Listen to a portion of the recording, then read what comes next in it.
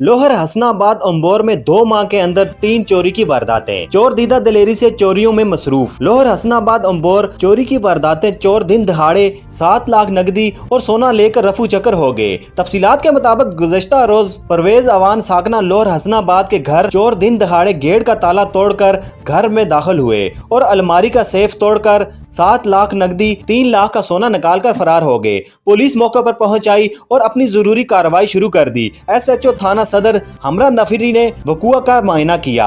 इस मौके पर कार्रवाई करते हुए फिंगरप्रिंट्स हासिल कर लिए गए। घर वाले शदीद जहनी परेशानी में मुब्तला।